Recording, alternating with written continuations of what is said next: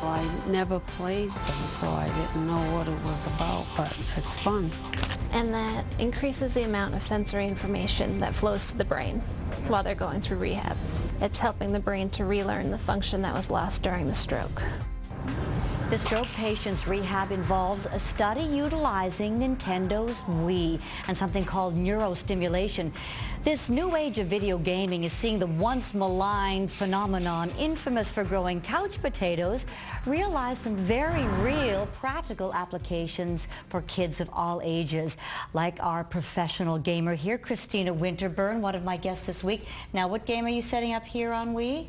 This is Rayman Raving Rabbids. It's a collection of mini games that you can play. It's a 4-player game, or it can be played single player. This is one of the mini games where basically you have to use the nunchuck that's attached into the Wii remote, and you have to pump your arm up and down to pump the carrot juice. That's the carrot juice going on. Yeah, and you have to hit the guys in their goggles so that they fall back into the water. And you gotta get them down before they actually make it up to the bar. And it's actually games like this that, as we saw in the clip, that the stroke patients are playing as part of their recovery. Does this surprise you? Dr. Mira Luthra, our endocrinologist, with us today. Well, it's certainly an innovative way of trying to stimulate the brain after there's been some injury or damage from a stroke. And my sense is that they're trying to increase hand-eye coordination and stimulate centers of the brain that would be involved here. So very creative thinking, and it will be interesting to see what kinds of outcomes they show in their study, to see if it's in fact making a difference for these patients.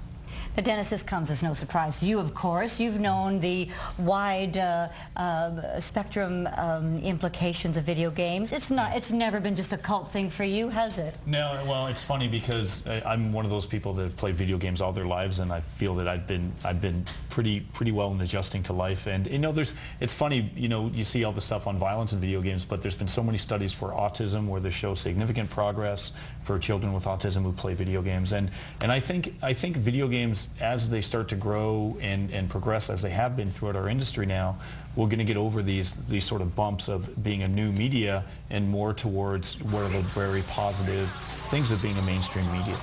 Is it going in a different direction? Because video games were maligned. There have been a lot of controversies over Grand Theft Auto, for example. Really violent things. And I know you know, Mira, what this can do to our kids. Have we reached a watershed point here where you're owning up to this and saying, yeah, we got to turn things around? I think those are sort of echoes of an immature industry, and what's starting to happen now in the video games industry is gamers are looking for something more substantial.